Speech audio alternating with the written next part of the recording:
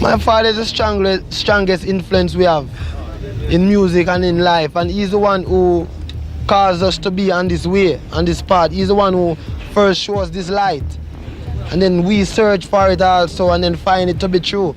Even those who know little about Jamaica know about Bob Marley, the most widely known performer of reggae music of all time. And now his son Ziggy wants to show his father in a different light. Bob Marley has been gone for years, his music and legacy living on in the hearts of millions. But now, his eldest son Ziggy is breaking the silence with a shocking revelation. We all know Bob died of cancer, but Ziggy unveils a truth darker than we ever imagined. Bob Marley died aged just 36 from cancer, and Ziggy has taken on the mantle. The heartbreaking details of his father's final moments and the last words he shared with Ziggy have haunted him for life. Ziggy even opens up about Bob's last words, which then begs the question, what were those final words? And what else has Ziggy kept hidden all these years? Join us as we look into how Bob Marley's son reveals the awful truth about him. Ziggy Marley reveals the truth about Bob Marley. Losing a parent is incredibly tough, especially when you're too young to fully understand the weight of it. What's left are brief, blurry memories, and more than likely, the most important ones are those final words. Ziggy Marley knows this all too well. He was just 12 when his father, the iconic reggae musician Bob Marley, passed away from cancer in 1981. As the man who popularized reggae music around the world, Marley was the third world's first real superstar. He was just 36 when he died of cancer 11 days ago. Even though so much time has passed, the last words Bob spoke to Ziggy are still clear in his mind. Those words have stayed with him and guided him through his journey as a musician and a father. What could these final words have been to leave such a lasting impact? And how did they shape Ziggy's life? Brace yourself because you're in for an interesting ride. Bob's last words to Ziggy were simple, but memorable. He told him to take him with him on his way up, and to not let him down on his way down. Ziggy explains that the bond he shared with his father was more than just a father-son relationship. It was spiritual. It wasn't just about blood or family, but something deeper that tied them together, and that connection remained after Bob's passing. For Ziggy, those words are a reminder that what he's doing in his life is exactly what he should be doing. It's as if he was already living by those words without even thinking about it. Ziggy is also very clear about his family's spiritual foundation. Even though Bob is no longer physically with them, they feel his presence in everything they do. The rumors that Bob's last words were about money? Ziggy quickly puts that to rest, making it clear that's not true.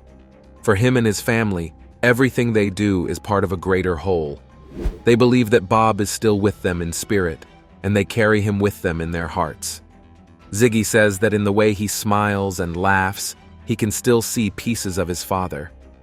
It's not just in the memories, it's in how he lives his life now. On February 14th, Bob Marley.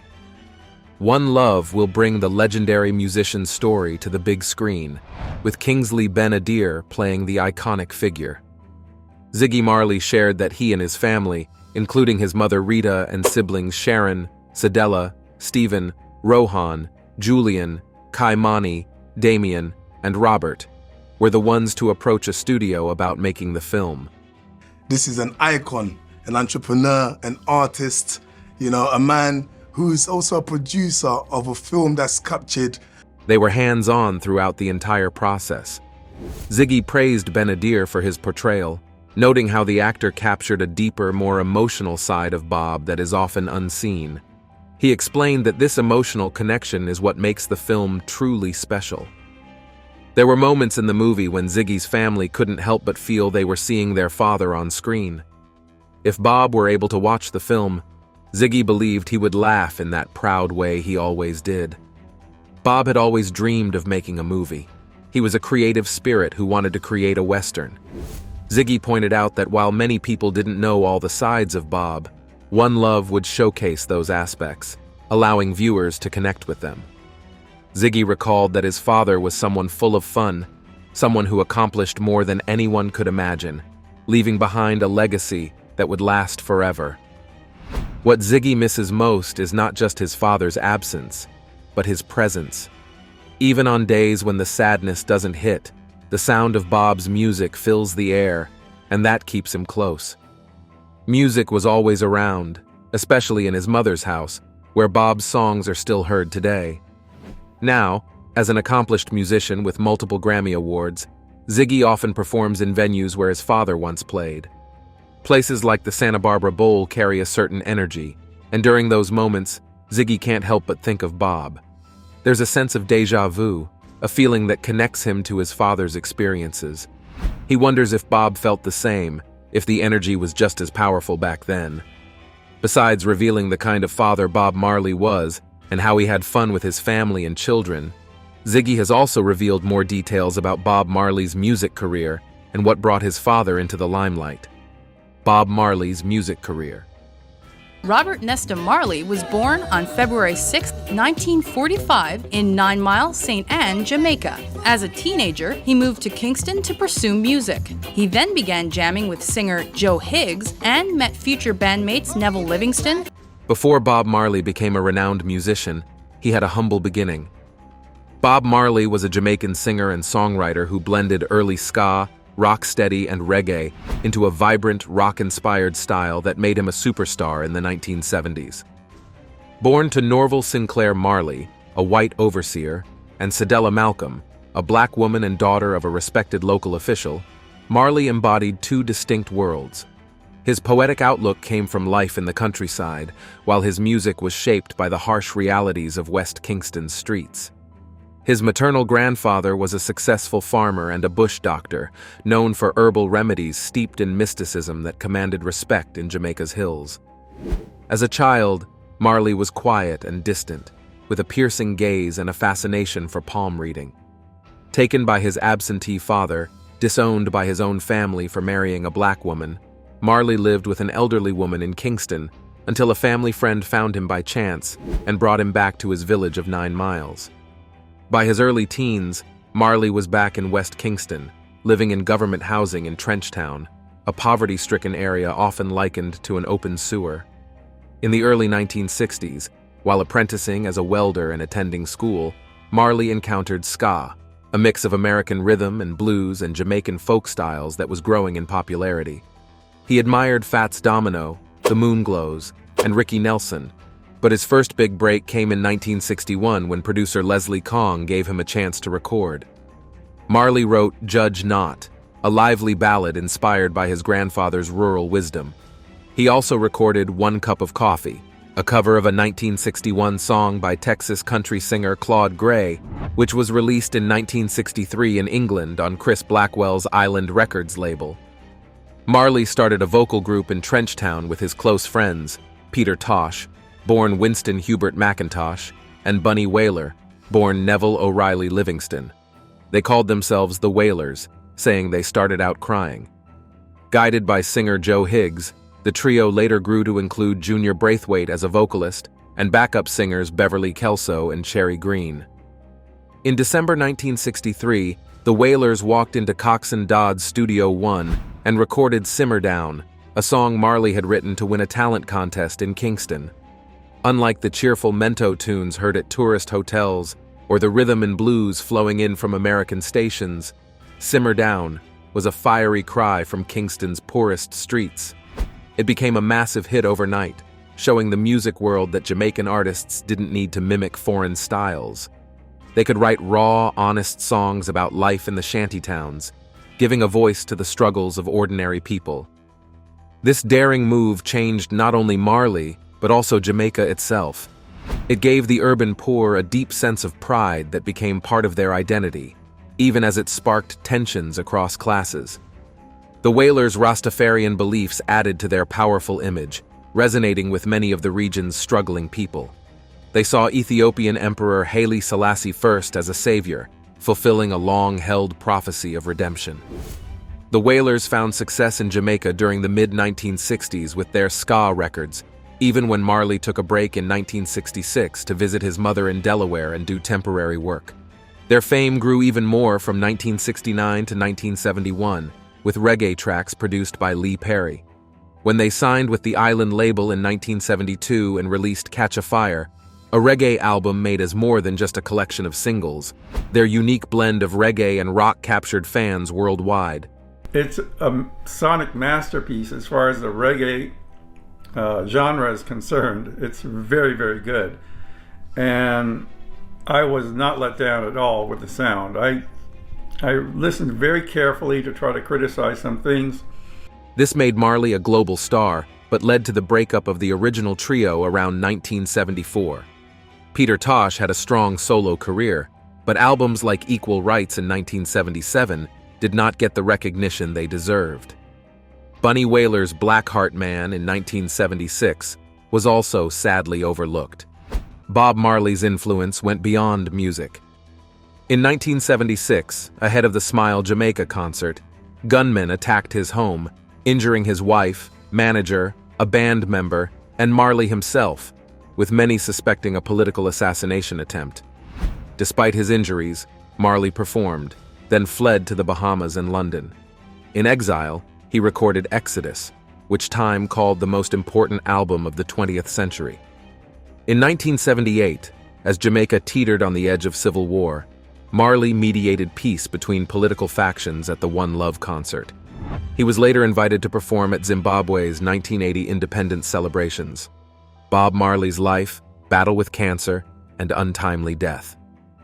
Bob Marley was not only a music legend, but also a proud father of 11 children. He had 3 kids with his wife Rita Marley, Cedella, Ziggy, and Stephen, and adopted her daughters Sharon and Stephanie from other relationships. During his marriage to Rita, Bob also had other children, Robbie, Rohan, Karen, Julian, Kaimani, and Damien, each with different mothers. Rita told the media in 1984 that she wasn't bothered by Bob's relationships outside their marriage. She felt it only increased her love for him, and she never interfered with the other women's lives. So, where are his children today? And what do they say about him? What you're about to hear will leave you without words. Ziggy explained in 2014 that the impact Bob had on their lives shaped how they saw him. For some, he was a father, a brother, or a friend, while for others, he was a legend, a king, or a prophet. He was all these things at different times, but sometimes he was just a regular person having fun. Ahead of the 2024 release of the biopic Bob Marley, One Love, which Ziggy helped produce, he wrote an emotional letter to his father for the media. He shared that when he smiles or laughs, it feels like his father's smile or laugh, and he sees pieces of Bob in his own children. Ziggy, who has 7 kids, believes his father would have loved being a grandparent, and that the grandkids get a part of Bob through their family. Everything they do honors him. Months before, Rohan opened up about his father's legacy with a thoughtful response to people. He shared in October 2023 that they chose to listen to their father, acknowledging that while he wasn't perfect, he was the beginning of their journey. He reflected on the fact that Bob, who passed away at 36, was not flawless, but he introduced them to a way of life that still impacts them. Sharon started her musical journey at just 12 years old and founded the band Ziggy Marley and the Melody Makers in 1979 with 3 of her siblings. The band toured the globe, released 10 albums, and won several Grammys. Sharon also contributed to her brother's record label, Ghetto Youth United. Beyond music, she found a passion for caregiving and education, founding the Total Care Learning Center and advocating for Montessori teaching. She is also a dedicated mother to her 4 children, Donisha, Inglemar, Matthew, and Peter Shane. But are the others' stories just as remarkable? As extraordinary as his life was, Bob Marley's journey was cut short by cancer, something political assassins could never accomplish. He died in 1981 at just 36, after battling a melanoma that started under his big toenail back in 1977. At first, his doctor thought it was a soccer injury, but as the condition worsened, Marley consulted another doctor who discovered it was melanoma. The doctor recommended amputation, but Marley opted for excision surgery, where the nail and surrounding tissue were removed instead. Marley didn't pursue further treatment and seemed to improve until he collapsed in New York City in 1980. Tests showed that the melanoma had spread to his brain, lungs, and stomach. Rejecting his doctor's treatment, Marley sought alternative therapies in Germany, trying everything from exercise to ozone injections and vitamins. As his health continued to deteriorate, Marley arranged a flight back to Jamaica, but his condition worsened mid-flight, forcing an emergency landing in Miami, where he passed away. He never made it back to the home he cherished so much. When he died, Marley was reportedly only 82 pounds. Nabi Musa is not just a historical site, as we can see, but it is a physical and spiritual link to the story of Moses. Architecturally, it reflects the medieval Islamic style, featuring a mosque, shrine, and accommodations for pilgrims, all preserved and restored over the centuries. The shrine itself is simple but majestic, offering a quiet space for reflection amid the stark desert landscape, which only adds to its mystical aura. But is Nabi Musa really Moses' final resting place? Other sites, such as Jebel Harun, also claim to hold this honor. Located near Petra in modern-day Jordan, Jebel Harun is believed to be the burial place of Moses' brother Aaron. Some suggest that Moses himself could be buried nearby, making this mountain a site of great religious and historical significance. Jebel Harun, or Aaron's Mountain, rises 4,500 feet above sea level, towering over the Petra region. This site has drawn pilgrims for centuries, attracting Jews, Christians, and Muslims, each with their own traditions tied to the sacred peak. At the summit stands a white-domed mosque built in the 14th century, marking Aaron's believed resting place. The journey to the top is challenging and requires stamina, but for those who reach it, the reward is more than the stunning views of the Petra landscape. It's the profound sense of spiritual connection to a place of deep historical and religious importance. The mosque on Jebel Harun, with its simple yet striking white dome, marks the spot where Aaron, the brother of Moses, is believed to be buried. The modest structure consists of a single room and a small courtyard, but its religious significance far outweighs its size. Jebel Harun is revered in Jewish, Christian, and Muslim traditions as Aaron's resting place. According to the Torah, Aaron died and was buried at a location referred to as Mount Hor or Mosera, though interpretations vary. The Jewish historian Josephus, in the 1st century AD, identified the mountain near Petra as Mount Hor, the site of Aaron's death. This belief was later embraced by Christians, who built a Byzantine monastery there, establishing it as a pilgrimage destination. In Islamic tradition, Aaron, known as Harun, is also highly revered. He is acknowledged in the Quran as a prophet who aided his brother Musa, Moses, in leading the Israelites. The current mosque, built during the Mamluk era in the early 14th century, stands atop the mountain as a sacred place for Muslims. However, long before the mosque, a Christian monastery stood here, offering refuge for travelers and pilgrims. Today, the ruins of that monastery can still be seen near the peak, a testament to the mountain's long history as a holy site. The interior of the mosque is simple, with a small room beneath the dome serving as a shrine to Aaron.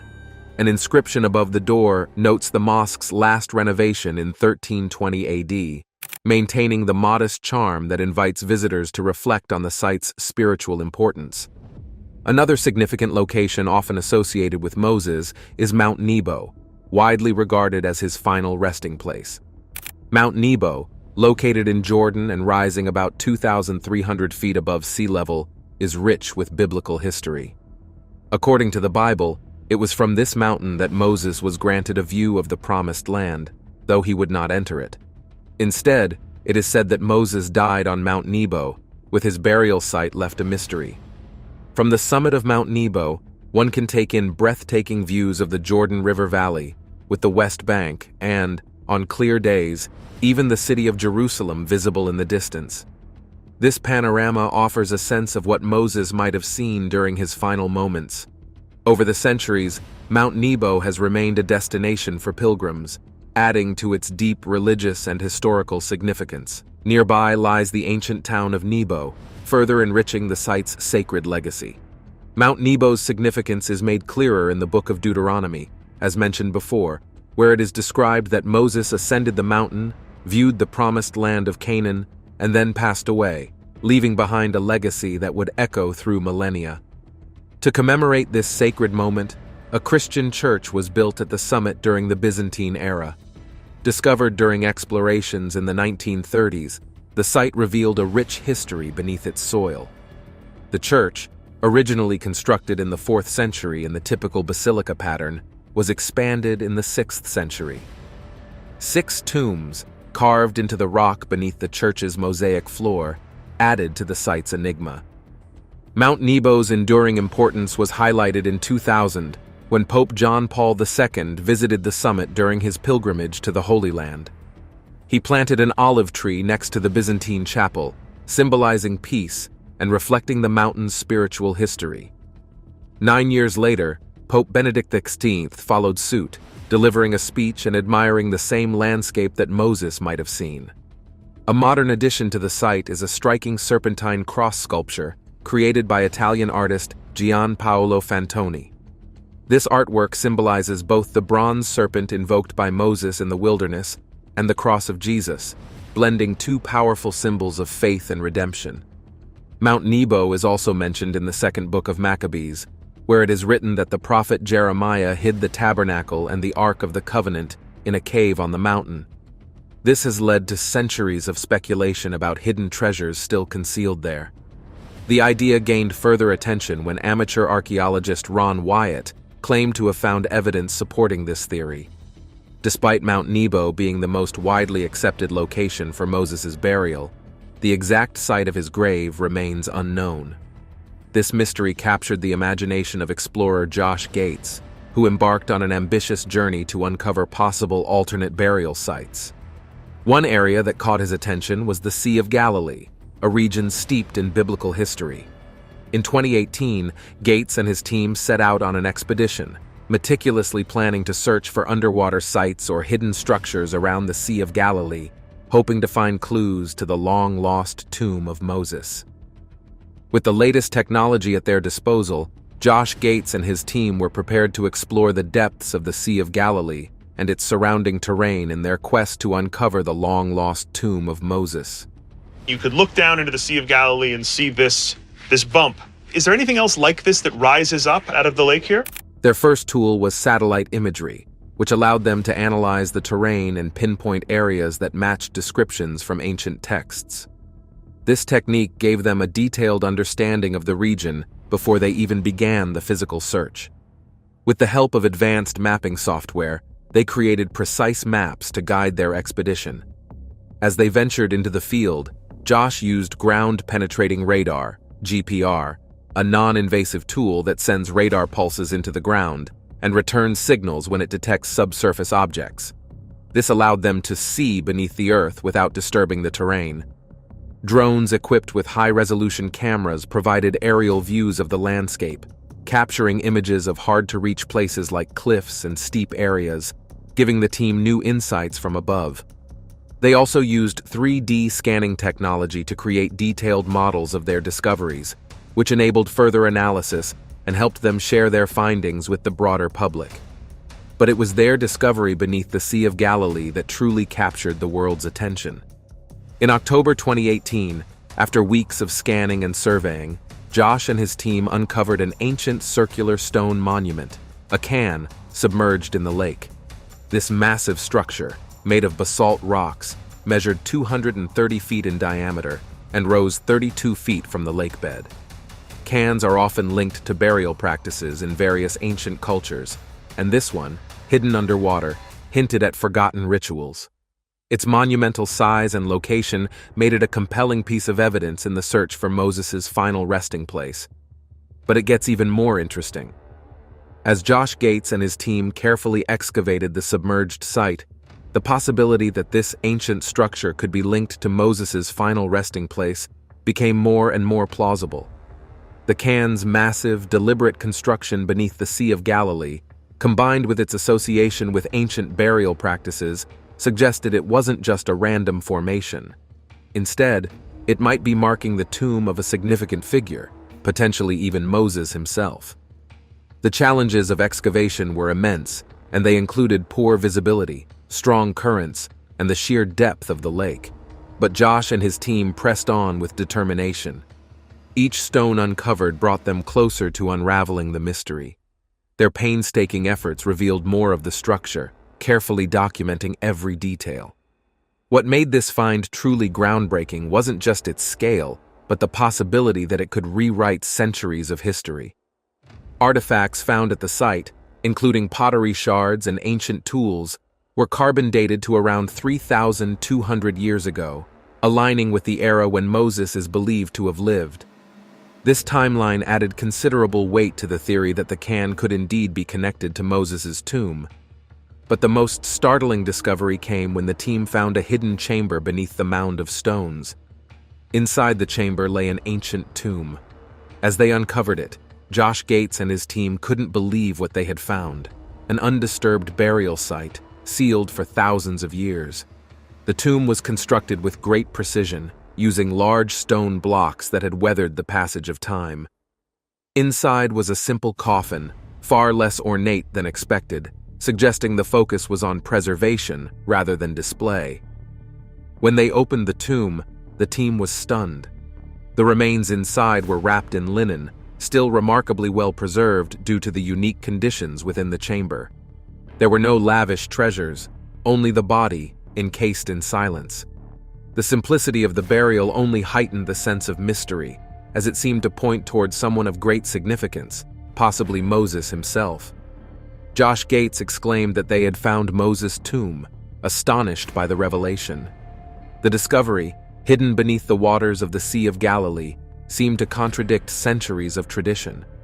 Could this truly be the long-lost resting place of one of history's most revered figures? While you think about that, it will interest you to know that hiding Moses's place of burial was not a mistake, and it was rather an intentional move. Let's look at various explanations that have been given. Why Moses' tomb was hidden. Moses's tomb remaining hidden marks a significant break from the Torah's tradition of revering the burial sites of Israel's leaders, which began with Abraham purchasing the cave of Machpelah for Sarah, establishing a sacred family burial ground. This tradition was further honored when Joseph risked his status in Pharaoh's court to bury his father Jacob in the same location, and Moses later upheld it by ensuring Joseph's bones were carried out of Egypt during the Exodus. In light of these precedents, it raises the compelling question: why did God conceal Moses's burial place? The likely answer lies in the fear that Moses, due to his immense influence and the miracles he performed, might have been deified by future generations. But there are even more explanations for this.